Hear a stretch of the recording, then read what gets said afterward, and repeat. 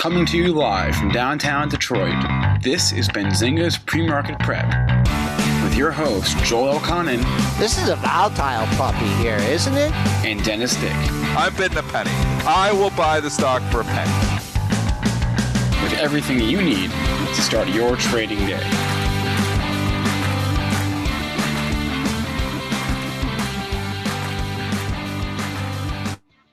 Good morning, everybody. Welcome to this Thursday edition of Benzinga's Pre-Market Prep. Spencer Israel here with Joel Elconin. Let me turn my video on there. How about that? Spencer Israel here with Joel Elconin.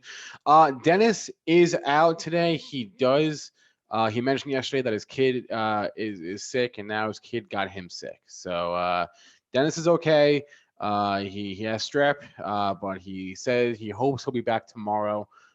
So he'll be out today, but is hoping to be back with us for tomorrow's show. He's okay. He wanted everyone to know that, but for the time being, at least, this is not the first time that his kid has gotten him sick. So we hope that his kid and him are both feeling better, and hopefully we'll hear from Dennis tomorrow. As far as today's show, we'll be joined by a pair of guests, Kenny Glick at 8:15, and Andrew Chanin. He's the co-founder and CEO of ProcureAM. He will join us at 8:35. And in the meantime, you know what we have to discuss, the overnight markets, the volatility. I do want to talk about which stocks were up yesterday, because there were a couple that I thought were notable. So we'll just take your questions from our chat, and we're going to try to be upbeat on the show today, as hard as that can be sometimes. Joel, tell us what happened here in the overnight session. Not much to tell you, Spencer. We're limit down. We're locked here, limit down. I'm looking here on the CMA website. 7% is the next limit down. So we could have a same situation that we did earlier in the week. So we'll just have to see how things price here on the second limit.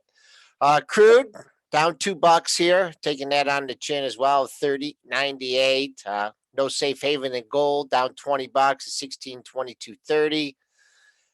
Bitcoin, or we got silver in the red too, by 31.6 cents at 16.45. And Bitcoin, I think we've been talking about how that's not a safe haven. It certainly isn't a safe haven. That's down $1,800, trading at 60.45.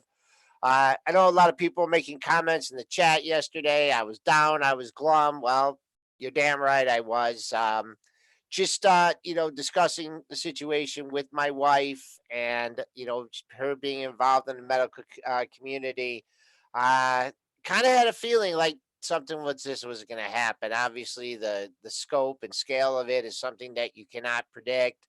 But talking to her this morning, I said, you got to give me some positives to say on the show.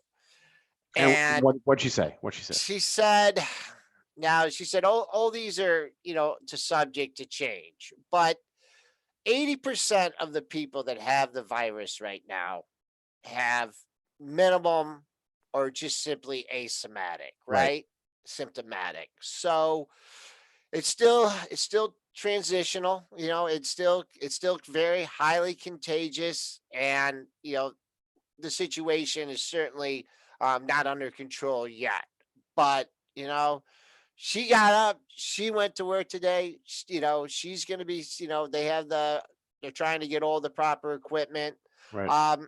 She says the death rates from some of these other, SARS, Ebola have been higher. This is just at this point, things could always change. And, and she kind of said the same thing that my dad used to say when, something really bad happens. And the worst thing you can do is learn from it. So our country is going to be learning here. And we are grit with definitely a dire situation. But we've been here before. And the show must go on. I don't know what to say. I mean, I just can't, sit and be depressed all day, because there's not a lot I can do about it. And I think, I talked to Dennis about it yesterday, and he, about doing the show and stuff. And he's like, it's good for him. He misses it. He talks about it. He gets his ideas and his feelings out here. And then he'll be back. Hopefully he'll be back tomorrow. I'm sure he's listening in, but let's just get to the markets. And if there's one thing, so looking for good news here, I'm just looking at China, and there was an official statement out this, I guess, an hour ago or 2 hours ago now, where their top medical advisor said that he thinks the worst is past them, and that it could be over. The pandemic could be over by June.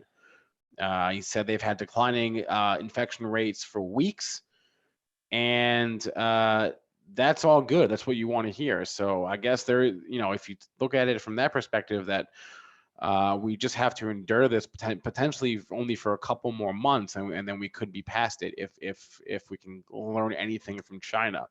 But just a lot of unknowns here. It seemed like we got hit with just a barrage of news last night within like a 20-minute span. Oh yeah. Within Oh, a yeah. 20-minute span, the NBA suspended the season. Tom Hanks announced he had coronavirus, and it was like, oh my gosh, like when, like it's just going to be be a barrage of news, and you can't slow down the news flow. It's endless, and so to your point, you're right. It's hard to feel good about just an endless stream of negative headlines, but like you said, the show must go on, and at this point, anything and everything is on the table. You have to think that they could consider shutting down the airspace, shutting down borders beyond what Trump said last night, which is a travel ban from Europe to 28 countries in Europe to America for 30 days. You have to consider they could shut down the market. Everything is on the table here. And I actually think shutting down the market would not be the worst idea. I disagree with you, Spencer. You don't agree? Let them trade, man. Let them price it out. Okay. Because it's just that you gotta find fair value, and I disagree with that. Whether they do that or not, I don't know. But well, we have the CME closing its floor, New York Stock Mhm. Exchange and NASDAQ preparing to potentially close their floors. That wouldn't have a huge impact. The only real impact it could have is on the closing auctions and stocks, because the market makers on the floor do play a pretty important role in that. But as far as closing the floors of the exchanges, wouldn't probably have a huge impact since we're mostly electronic these days anyway. But I just think everything is on the table, and I saw a good chart that I actually want to pull up, and I wish I could remember who I saw it from on Twitter, unfortunately. But this is a chart tracking the rate of new cases in Italy and the U.S. And so I think it's big enough to see here, but this was yesterday. Today, this is a chart from yesterday, so that was day 8. Here, and Italy's in the red here, US is in the blue. So you have to consider that this will almost certainly get worse before it gets better. But eventually it will get better, right? So we just sort of have to grind our way through this the next few days, weeks, and months, and just sort of feel our way through the darkness to the light, and we'll get there eventually. You have to consider. I do want to talk about Boeing here, Joel. Just a historic day for Boeing, the worst day for the stock since December of 1974. They've lost $70 billion of market cap in one day, all because there is some concern out there that they could potentially run out of cash as they move to tap an entire credit line and the entirety of the loan yesterday. So some real concerns that Boeing is cash strapped right now, and the stock, like I said, had its worst day since 1974. Correct. Yep. Definitely a concern here. Trading down, I believe, another 20 some dollars today. I mean, I don't know what to say about Boeing. Yeah, I mean, they had problems going in, before this, they did. and now it's just exacerbated by the current situation. I mean, there's not really nothing else to say. I mean, once air travel, well, they haven't suspended U.S. air travel yet, which is Nope. definitely a possibility here. Even when that gets up and going, that I don't know if people are going to want to be buying Boeing airplanes. You just hit a low at 160. In pre-market trading. That's your pre-market low. Currently trading 161. 28.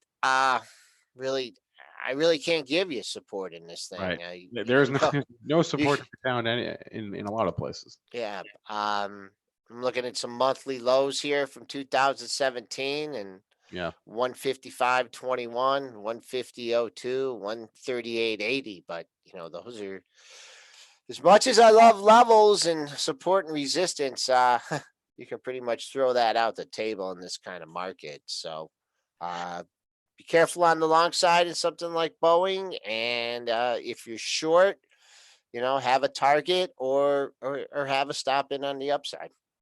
I saw something good from Scott Redler, who is been a long time guest at the show. Saw it on Twitter.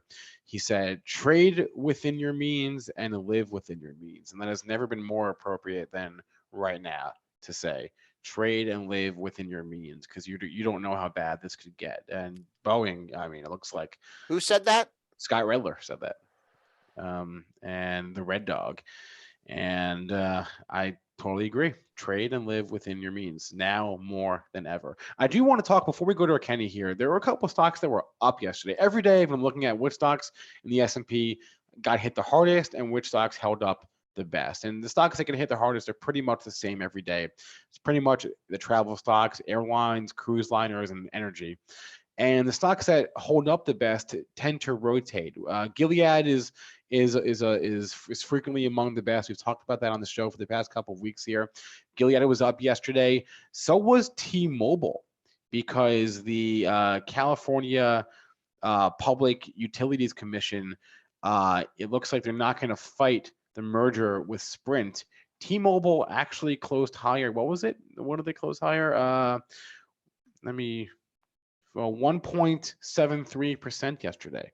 So I've been just keeping an eye on the stocks that have good days. There's so much pain out there. So everything's on the red. I try to keep an eye on the stocks that are in the green. And of course, T-Mobile's down this morning, but it's something that I've been holding on to every day. It's just which stocks have been okay. Good. And T-Mobile was green. All right. Is because California, you mentioned, right? That California is not going to fight the merger? Not going to fight the merger. So this is something to hold, some good news to hold on to. Other stocks that were green, I mentioned Gilead. A couple of tech stocks randomly. AMD was green yesterday. Akamai was green yesterday. Digital Realty Trust, a REIT, that was randomly green yesterday. And Take-Two Interactive. We haven't talked about those stocks, but I feel like we should, because you would have to assume if there is any sort of widespread nationwide quarantine, that Take-Two, Activision, EA, I mean, they would get more business, more use theoretically. So I want to look at Take-Two here, which was green. Okay. I mean, it's given back some of what it gained yesterday here. And not to expect that, but I'm just trying to hold on to any sliver of good news that I can. Okay. I mean, you look at that. I mean, at this time, I'm looking at the monthlies on everything. Yeah. And it doesn't look that bad. You've definitely pulled off the all-time high. But not by much. No, not by much at all. Again, just something to hold on to here. And how's Activision doing?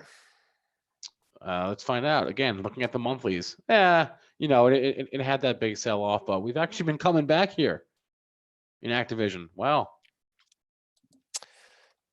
People will be playing video games, right? That's given a little bit back. It's had it's had a March, very slow. It had the whoosh. It had the fallback here.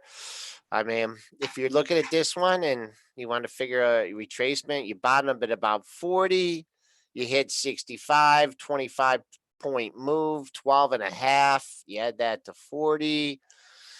And that's 52.5. So still a ways away from that, correct? Yeah, we're trading it in the 56 handle here. So look for potential support in that area if the pullback continues here in Activision.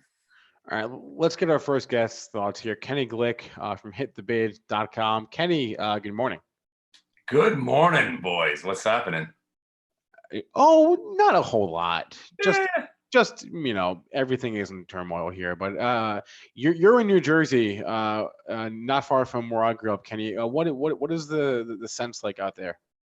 we just got our first email about somebody's family member of somebody's family member got sick, and panicking our kids right now. So Yeah. my son said, "Is this the first pandemic you ever seen, Dad?" I was like, "No, actually, it's my 7th, son. It's gonna be all right." We went through Ebola, and it was supposed to, liquefy our inside. So this is nothing. But we did get our first school warning, and I'm really upset because I was supposed to be going to Billie Eilish with my daughter, and they're probably going to cancel that too. So it's a shame. Yeah. And then I guess, how are you approaching the markets here? Well, this is going back to, again, I've been a reluctant bull this whole time. So not that I was able to predict a pandemic, but there's a lot of people say this thing. We hear this a lot. It's okay to be wrong, but just don't stay wrong. It took me a little hacking and some roofies to finally get my dad out of the market. But I was like, listen, let's sell here. If we're wrong, we'll buy on the way back up. But let's sell here. We finally got out of the QQQ at 218. That was my line in the sand. I was like, if we break 218, we're going to 198. If we break 198, we're going to 178. So why not sell at 218 and maybe look to buy at 178? Only thing is, like you guys were saying, this is not typical pullbacks. We are just it's just an absolute bloodbath. Everything's being sold. I know you mentioned some green stocks out there. Yesterday we were looking at those same stocks because I like trading those reversals, but you cannot put value on anything right now. I never, ever imagined seeing Boeing here. I was looking forward to buying it at 168. And this morning I was like, there's no way I'm touching this because the next level down is about 152. So every level that breaks, I'm looking down at these next levels where will that be a bounce? Whatever I do, it's going to be very, very short-lived. I think we're going to have a vicious bounce, of course. It's going to be epic, but timing that will be virtually impossible, and hopefully it's during the day, not on a massive gap up.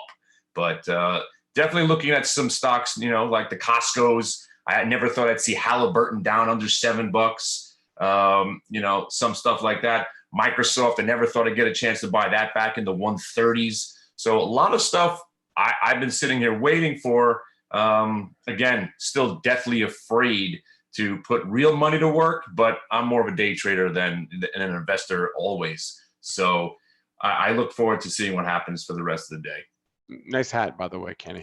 This is the panic hat. So again, I'm a panicker. I'm a doomsday prepper. I don't want to get into the whole thing. If I had the time, I'd show you my bomb shelter. But is it a panic if you're the first one to think about panicking? About 3 weeks ago, after Apple and Microsoft said our earnings are going to be affected by this, and that's all I needed. I was like, okay, if they're going to be affected, I want out of the market, and that was I think on February 24th. So right now, sitting here, luckily looking to buy something with an edge of caution. But yeah, this is the panic hat. We're all fucked. And now we've got the insanity hat, which is absurdly, we only put this one on for complete insane time. So we're ready to rock. I got the wood burning in the backyard. We are ready to sing songs around the campfire. What are you guys doing?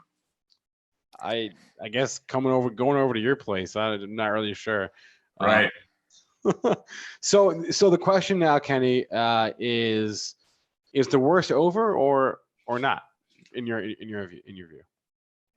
Again, short term, I'm always looking at this market as just a video game, and I'm just looking to play these bounces. Hopefully, we get a bounce today. Again, this is getting to be ridiculous. But is the worst over? I couldn't possibly think it would be, because I'm with you. The damage to the global economy is now done, right? So if you're a fundamental guy and you want to use that type of analysis, we have now damaged the market. We are obviously crashed, and it's going to take a lot. I don't think we're going to get that V recovery like we always see. We probably will have a nice rally, but I think we're going to have to, work this stuff out. And, 6, 8, 12 months now, I don't think we're going to have that, that typical, let's just buy the dip and then we're going to be back to all-time highs anytime soon. So if you thought, if you're asking me, are we going to be back to all-time highs this year? Yeah, I'd have to say that's impossible. Yeah, I mean, I don't think you can a year or 2 years or 5 years. I mean, how long did it take to recover from the financial crisis, right? And also 9/11. This is this is it. This is where this stacks up in it. So you said you had some potential buys on your list here.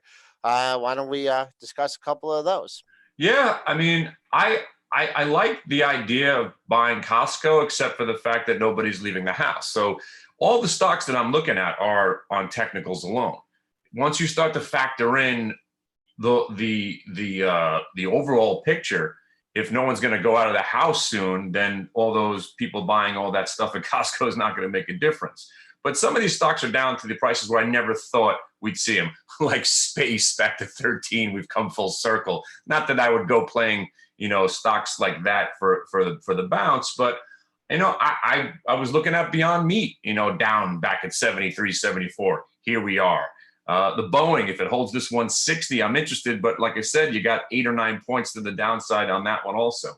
I like AIG. I never thought I'd see AIG at this level. We're back to, I think, where I owned it maybe 9 to 10 years ago, if I'm not mistaken.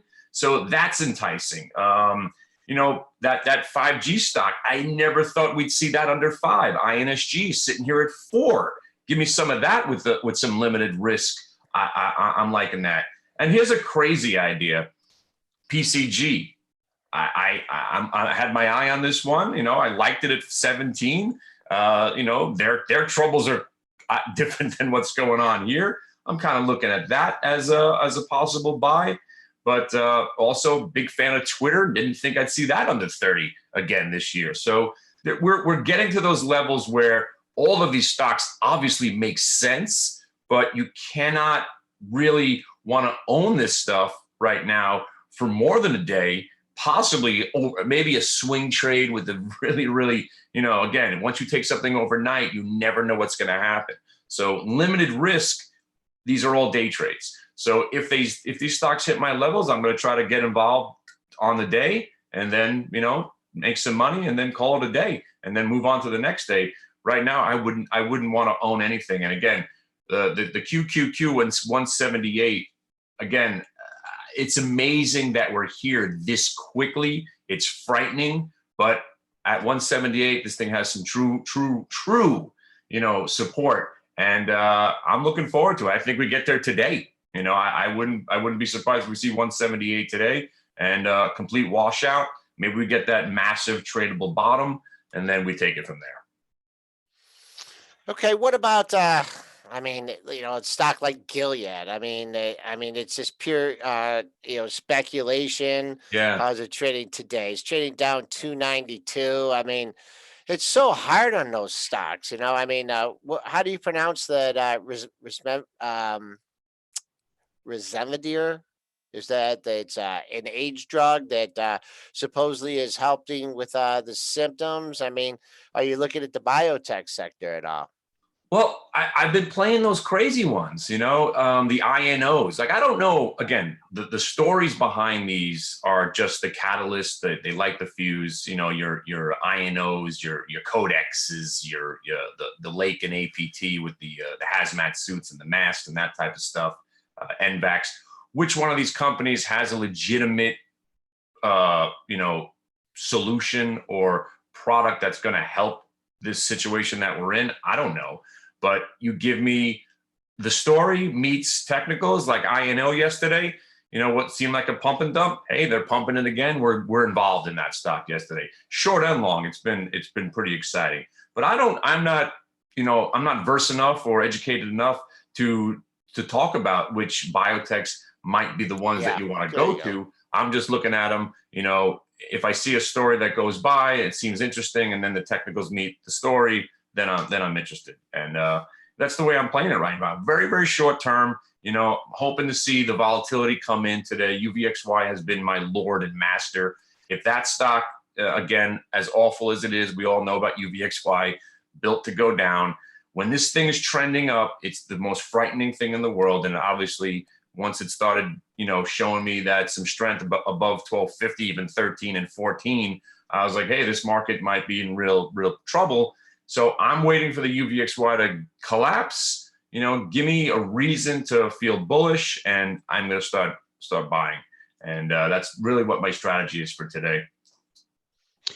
Kenny, is this a exciting? You said it's exciting. Is this an exciting time to be in the market, or the complete opposite of that?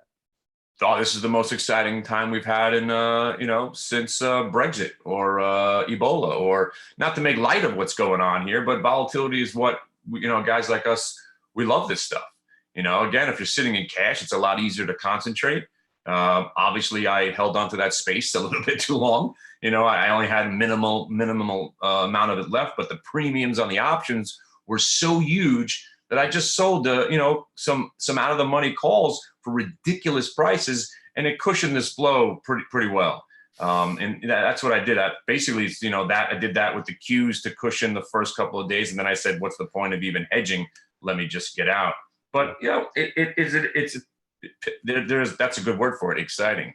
But Kenny, quick question here for you. We debated back and forth a little bit. 9/11, they closed the markets for a week. Right. I think let them trade, man. Let the market figure it out. And eventually, what's your thoughts on that? I agree. I think they should even leave the markets open 24 hours a day. I mean, it's I hate when they hold stocks. They do if you're on TD Ameritrade. Yeah, that's true. I mean, you could have got those cues off, last night. But I agree. Let's see how it all works out. Exactly. The longer they keep it open, not everybody has access to futures accounts. Not everybody is brave enough. You get a futures trade wrong, you're getting hurt pretty badly, pretty quick. So I say, let's rock. And I don't want to hear about bailouts and that stuff. And like what I was saying is, a couple of weeks ago, if they cut interest rates, I'm going to become a bear forever, because you don't cure viruses by cutting interest rates. And again, for me, the reason I've never really believed in this market is that I don't like the fact that we're being told how strong the economy was and how fantastic everything is, but they consistently want to cut interest rates. So right there, I was, that's why I didn't want to wear the bull hat, strapped on. All right, we came off the limit, folks. We got a little pop here. What happened last time is when we came off the limit, we went right back down to the limit, and that's just what happened there. Someone's stepping up to the plate here. I don't know who it is. I don't know if it's Kenny Glick of Hit the Bid. All right, Kenny, we kept you. Thank you, sir. I'm glad you could come on. Triple D has some strep throat, and you're an adequate fill-in. We always love your input in the markets. Kenny is more than adequate, Kenny. You're a mensch, Kenny. Thanks, man. I'm always ready to help you guys. I always like talking to you guys. You're my favorite people. Be safe out there. Hopefully we still do this thing in May. I know it's crazy where, we're all starting to cancel plans. I had a trip planned to Italy. So, this is, yeah. Not anymore. You don't. So yeah. I know. All right. Kenny, have a good one, and we'll talk to you. All right. All right. Good luck, everybody. Stay safe and take it serious, I guess, for the first time in a while. Yeah, that's a good point. Just take it. Even for someone like Kenny, who is hardly ever serious, this is probably time for that. So we're going to be joined in 5 minutes by Andrew Chanin, and Joe and I have been talking past couple of days, and we're a little undecided. We talk about this every day. We talk about the coronavirus every day. It's all we talk about. It's all we can talk about. When can we talk about other things? So what I want to try to do at 8:35 is at least try to not talk about coronavirus with our guest. I want to talk about He's the co-founder of ProcureAM, and he's got the space ETF. I just want to try to get the conversation a little bit away from coronavirus, if I can, if only for a couple minutes, just to talk about something else. And because we talk about this, it's hard when you talk about it every day, and you can't help it, and you can't help but read the news. I find myself watching CNBC, and I almost never watch CNBC, but you can't help it. So for the next in 5 minutes, when Andrew joins us, I'm gonna try if I can to just. All right, let's talk. Let's take a few stocks here in the interim. Everyone's being really patient here. Let's go with good old Robin Steckel. Hi, Robin. How you doing? I hope you're hanging in there. KMB. Let's see. Kimberly Clark.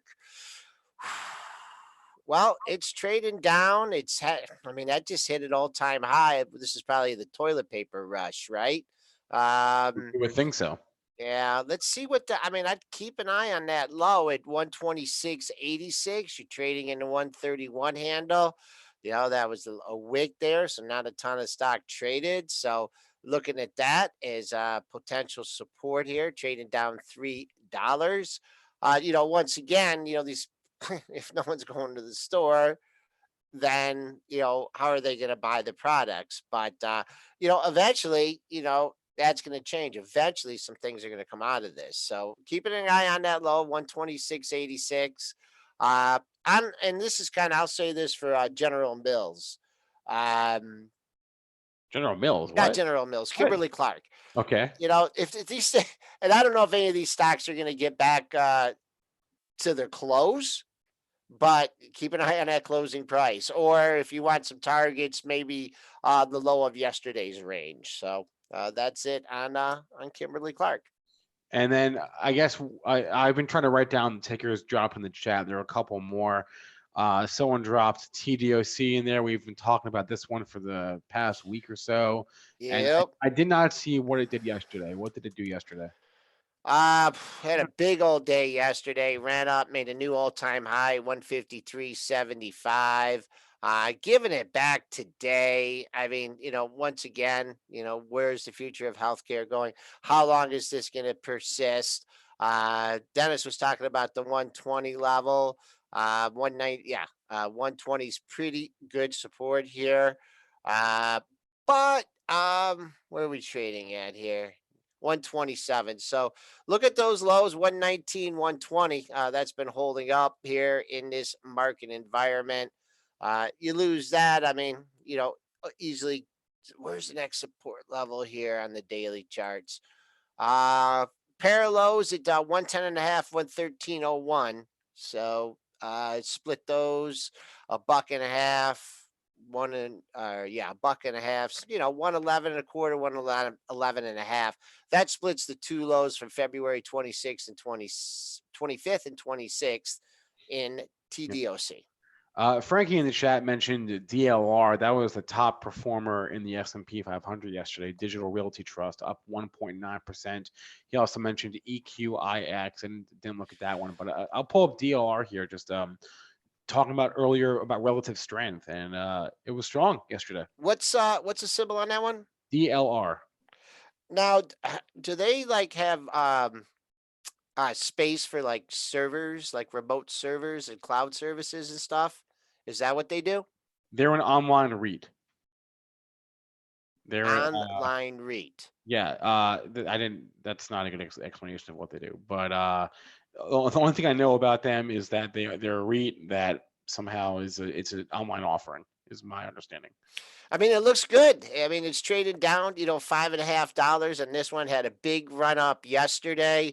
Went from had a real quick 20-point move. So right here at the 125, 126 area, you may find some support in that one. I'm getting a request for Costco.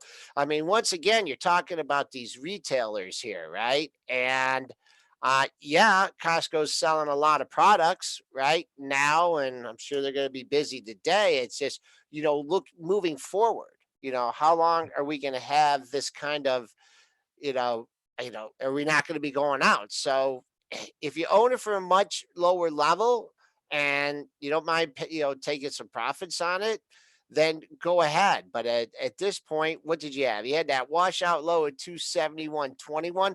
Another thing I would look at for in stocks is, where are they at on a relative basis, right? From the panic, that first panic that you had at Costco, 271.28. You're still above that level, right? Where you're trading at two in the 281 handle. So at this point, it's showing some relative strength. Breaches 270, then all bets are off. Next major support level, I see a pair of monthly lows at 261, just call it 262 area. So just be prepared for that. And don't look at where it was, folks. If you have stocks, don't look at where they were and tell me that, oh, well, I could have sold Costco at 325, and now if I sell it at 275, I'm losing $50. That's not it, folks. Don't think like that. Look at your cost basis and look at it that way, especially at this time. But that's my look at Costco. We got another guest coming in. That's a really great point. Andrew will be joining us in a minute here. I forgot that we had one earnings report that I did want to get to, and only because it's relevant, and we've talked about the stock in the past few days, and that is DG, Dollar General. Had earnings this morning. The numbers, for whatever they're worth, for the last quarter were good. They guided that their sales growth for the year will be 7.5% to 8%, comps up 2.5% to 3% for the year. And we've talked about this as being a potential, recession type play, and stock not reacting too positively, but it has been up in recent days. I mean, you can look at that glass half empty, glass half full. Wow, the stock is strong. It's near all-time highs. This is going to be the winner chicken dinner, right? Or you can say, whew, man, I own this stock. It's still near all-time. Get me the hell out of it. So, a two-edged sword there. Big trading range in this one. Just over the last few sessions. Boom, the bottom of the range, 147.66. Top of the range, well, we hit it 2 days ago at 167.44. And I'll just say that on a normal day, under normal circumstances, this stock is wild, beyond wild. So you add earnings, you add the market limit down, it's going to even be wilder. Yep. And I want to do a couple more from the chat. I think our next guest is having a problem connecting to us right now. Oh, no. Working on that here, but I wrote down a couple tickers. Someone had mentioned AbbVie. This is not one I have looked at for a minute. I mean, this is, who's going to come up with a vaccine?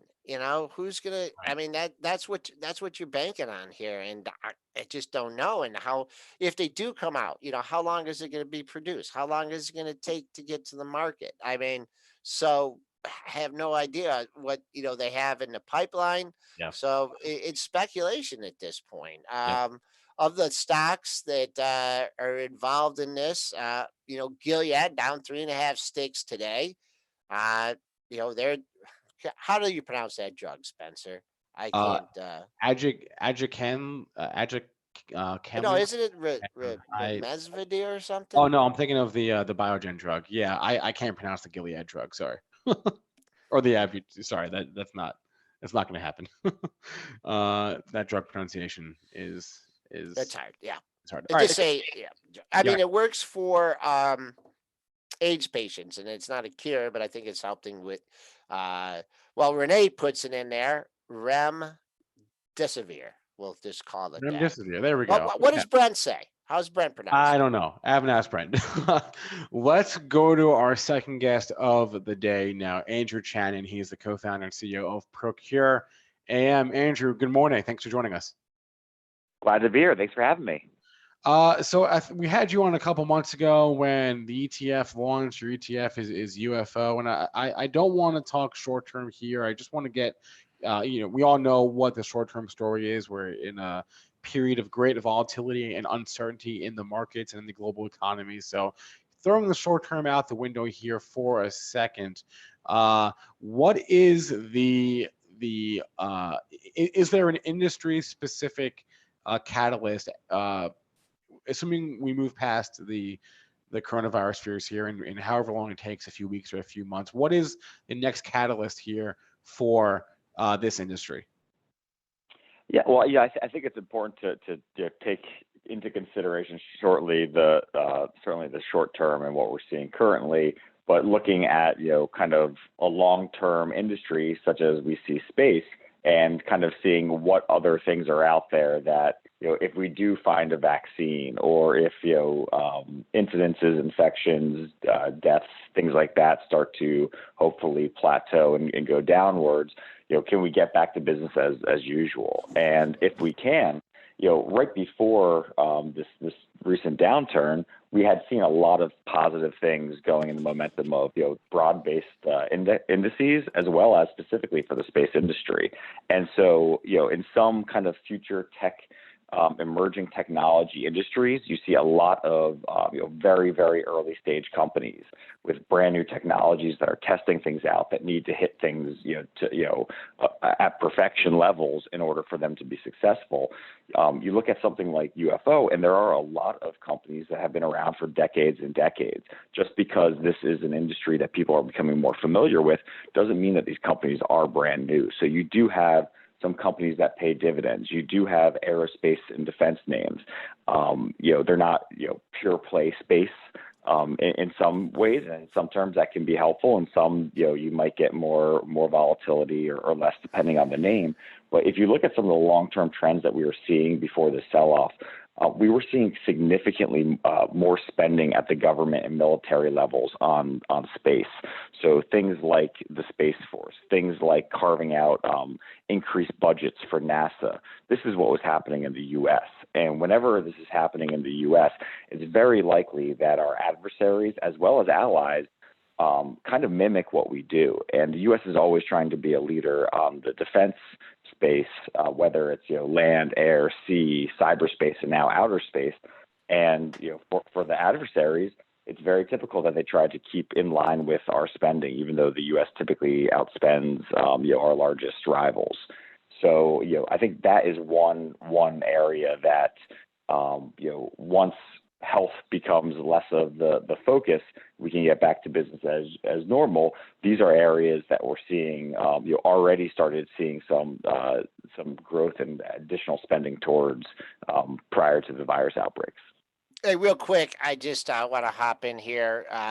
You are seeing the S&Ps come off the limit here a few times, but this is just speculation here. What some large players may be doing is canceling their order, right? So then people freak out and then try and lift it. And then they're just moving it to 01 and a quarter, 01 and a half, 0175. So definitely some games being played down here, folks. So I see 2,200 on the limit right now. But if you have 500 of that and you cancel, and someone else has 500 and they cancel, then it creates an illusion that the market's being lifted. But if they just bump it up, because you're only seeing 27 at 01 and a quarter right now, very thin book. You're seeing 2,200 at 01, 27 at 01 and a quarter, 9 at 0150. So they just may cancel that order and move it to 1 and a quarter. So don't get fooled when that limit comes up. Andrew, and look. Yep. Sorry. Go ahead. And I think when talking about that too, I think we can look back to past times as well, especially recently, and we have seen spreads have been a bit wider in the ETF space in some cases than they typically are. There might not be as much depth of book as well. So I think in these types of markets, it becomes more important that you may want to avoid using market orders, because you don't know how much liquidity is behind the best bid, best offer that you're looking at. And that's something that I've seen in the past in the ETF world. I don't know if you remember a couple of Octobers back, there was maybe a 1 hour kind of panic. And people starting to bring into question, kind of fixed income ETFs and things like that. But there were some amazing opportunities to be had if people had limit orders, well below or well above the bid and offer that I saw get executed and not, decayed or canceled. So, for someone looking for opportunity, sometimes things can get out of whack. So having, limit orders in that are outside of best bid, best offer can sometimes be an interesting way to enter or exit a position when things get volatile. Yeah, I've talked, from different experience and things like this, if a lot of times you see a big spread, you can go in the middle, and get it, but pretty much if you go if there's a buck spread and you really want to sell, maybe in this kind of environment, you don't go, right at the bid, if you don't want to go right at the bid, maybe a little less, than halfway, and then you got a chance to get it. And then also the same thing with buying. Selling, you gotta go up, you gotta pay up a little bit, but put orders out there too, folks. I mean, if you have something, if you have a target, if you want it, market's looking for liquidity. So you will get done, good, bad, or indifferent. But sorry about that. Go ahead, Andrew. No, I wanted to ask Andrew. So prior to this, you launched Hack, the cybersecurity ETF. So you have now launched a cybersecurity and a space ETF. It feels like you are trying to. It feels like your interest is in areas of the market that could potentially work as hedges in this type of situation. Yeah, a lot of the products I've been involved in historically, do play to some of my fears. Certainly cyber attacks. I had done a junior precious metals mining and exploration fund, with potential concerns of weakening currencies or devaluing of currencies, and a greater importance of precious metals. Even in the payment space, one of my fears is actually a cashless society. So there almost can be hedges to my fears. You look at something like space. And this is one of the few industries that's looking for a backup solution in case for whatever reason we need to leave this planet at some time, or at least expand our capabilities.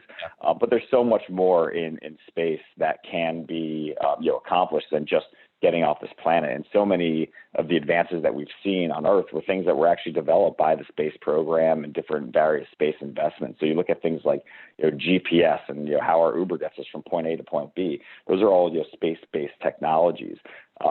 So yes, there are the glamorous and romantic kind of future, way out in the future looking things of what the space industry can be. But today it is doing so many things that can help better our lives on Earth. So I find it such an interesting, wide-ranging industry, and one that I hope people, regardless of what's going on in the broader markets or to them personally, see space as a long-term potential opportunity.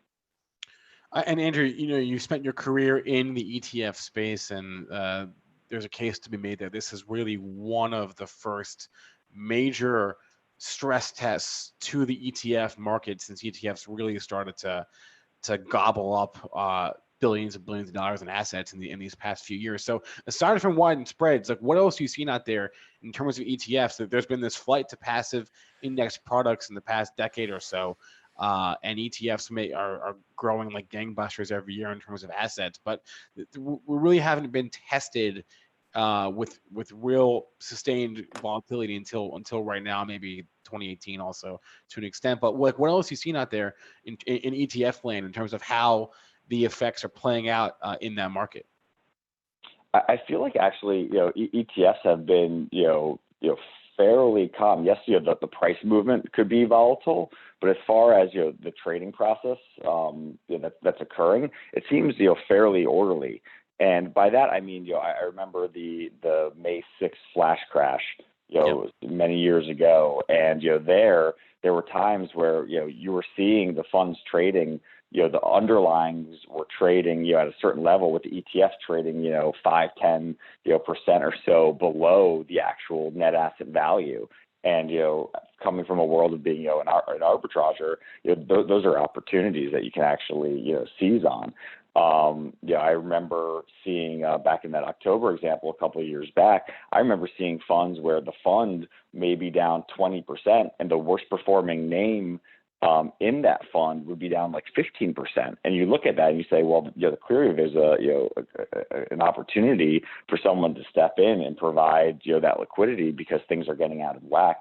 Yeah. So far, what we've seen is, volatility, but, this volatility has been fairly in line with actually the net asset value. So ETFs can kind of be this benchmark or possible indicator for where prices actually, should be, or a way for someone to, move out of a single stock name and get kind of some more diversification if they're worried about that. But really, I think the story to look with ETFs in this current environment is more so where the flows are going. I saw the Jets ETF, one that I'm not related to or affiliated with in any way, but, it was, call it just north of 50 million in assets a couple of days ago, and overnight it had it looked like inflows of maybe 45 million. So people are looking for different areas where they see pockets of opportunity and are taking some fairly large positions. I mean that's call it a almost a doubling overnight in assets in a product like that. So I think people are using ETFs as a way to say, okay, I want to make my investment case based on what I think is going on in the markets right now, whether something's overvalued, undervalued, whatnot, and using an ETF as a way to say, okay, this is how I'm going to get my exposure and do it by diversifying myself a little bit more than just using a single name here and there. That brings up a great point. When you see a massive inflow like that, is that necessarily indicative of buying, or could that also mean just like short covering? It could honestly be from many different uses that people are using ETFs. Some could be a hedge on a different position. Someone could be short a specific airline and say, okay, I want to hedge it by being long the broader industry or something like that. ETFs have become such a great tool in many ways for investors of all types, whether they're institutions or individuals. And without knowing where those flows are coming from and seeing their entire book and kind of being able to piece all that information together, you're just kind of throwing darts at guessing why or how. But that was that inflow came kind of right before it looked like there'd be some type of bailout or stimulus or kind of money going towards the airline industry. And certainly the next day it looked like, okay, maybe that wasn't necessarily the right bet, and still you saw more inflows come in the next day. The question is certainly on timing and to the extent that there are some concessions or stimulus or bailouts in different industries. How much and when and what exactly is it going to look like? So ETFs can certainly be used to speculate, but it could be because there's short interest. You can even see people creating shares of ETFs just to lend. Because they want to make that lending rate from loaning out ETFs that might be hard to borrow. So there's so many different ways that people can use ETFs nowadays, and it's exciting to see that that a wider range of people are looking for ETFs and at ETFs as a way to express their kind of investment goals. Yeah, especially in a broad-based sell-off, maybe the best way is to just diversify and play the rebound that way. Play the rebound by diversifying. Andrew Chanin, thanks for coming on today. You're the co-founder and CEO of ProcureAM. Have a good one, and we'll talk to you again soon. Look forward to it. Thanks so much. Have a great day. All right. 8:53 here now, Joel. How are things doing out there? Are we still? Let me unmute you here. How about that? Joel, you with me? Why can't we hear Joel? Let's find out. Because Joel muted himself. There we go. Okay. You got to do it. I got to do it every once in a while. I do it at least once. Yeah. Yeah, I'm done. Well, what I was saying, and no one was listening, is the old lift the limit trick at the limit, lift the offer. They're not doing that right now. There's 5,500 offered at the limit. I got the next limit down. Yeah. What is that level? That's good to know. I thought I saw 25.35. That would be another 2%, but I wrote it down and I can't find that piece of paper. But you'll find out pretty quickly here. We'll probably be doing that halt at 9:25. So a lot on the offer here. Also, Dennis is looking at the SPY, and that's down another 1.5%. So we could be, hitting that Yeah, I'm seeing 25.32 also, Angie baby. So that could be your next support level or resistance if we get lock limit down again. But we'll take a look here. There's got to be some two-way action here. The market's not just gonna be straight down. There was some wicked rallies yesterday that I witnessed, and they weren't really good. So there's gonna be rallies, and if we get to that just limit, lock down, then we'll just all go home for the day. Well, unless you're already at home. But you want to Yeah, I mean, we are damn close to we're down 6.5% here in the SPY. So from the close. So Yep. we are damn close to limit down in the SPY. So this could be a repeat of But I Monday. think the whole limit is like 20% though. Right. That would close us for the day, 20%. We're way I don't think we're gonna get there. How's that? 7%, 13%, 20%. Those are the thresholds. I'll bet you a lunch, Spencer. No. No, I don't want to take that bet. 20%. No. All right, you want to cover Because some more issues here? Do we that's got a everything lose-lose on our for me. docket? How we doing, folks? That's a lose-lose for me taking that bet. Someone else had dropped in and I wrote down Qualcomm. And, as we talked about a couple of days ago, this is the time to make your shopping list. Maybe it's not time to go to the store yet, but, for any stocks on your shopping list, we're glad to take a look and talk about them with you. Qualcomm is apparently on someone's shopping list here this morning, and it is interesting because it fits that mold a little bit of some stocks that were up yesterday, like Akamai and AMD. Qualcomm was not, but some of them were. Some of these semi names were. What did you have here for Qualcomm? Boom. You're trading below that 2-day low here at 71.83. What did I figure the 50% retracement on this one before? What was the low of the move here? Was it 50? Yeah, well, 49. We'll call it 50. You went to 96, 46-point move, 20. Yeah, we're below the dip. Maybe on some of these stocks too. And instead of like, oh, I'm gonna buy it at 68. Maybe pick a level that, like, if it holds, that it still starts to show some strength.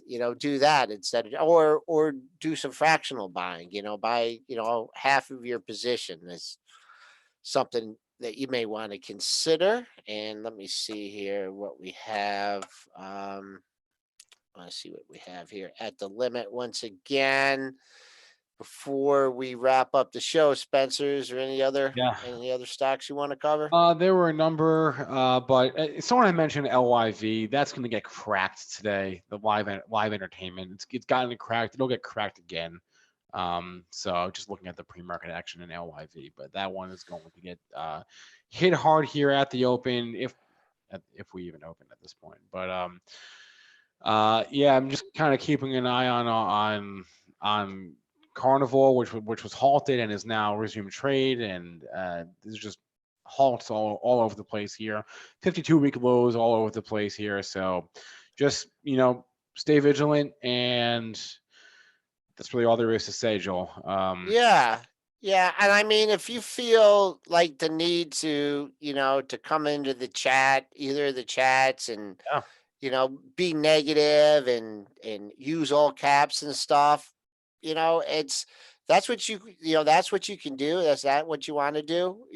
Probably some other places for you to go, to watch the show here. Very hard to be, positive on, on things like this, but it's I mean, maybe it can never hurt to just log offline, right? Maybe this is not the worst time to just log off and just get your mind off Step away. Play some cards or chess or something, right? Take your mind off of this. And logging off is never a bad idea, especially in this type of scenario where fear in the market is starting to really spread to just general fear for life right now. So we're just trying not to be that here. That's kind of what that's our goal. I hope we did okay. 9 o'clock here. Keep your eye on the circuit breakers, see what's, offered at the limits, and be careful. Exactly right. If you missed any part of our show, you can always catch the podcast of it. It's on iTunes, SoundCloud, Spotify, Stitcher, or TuneIn, or rewatch our show on our YouTube channel. Thanks to both our guests today, Kenny Glick and Andrew Chanin. Please remember, all the information from our show is meant to be used as informational purposes only and not for investing or trading advice. You can always give us a call, 734-494-0246, or email us premarket@benzinga.com. Everyone, have a great rest of your Thursday. We'll be back with you on Friday. And we will do a hot potato, I promise. Have a good one.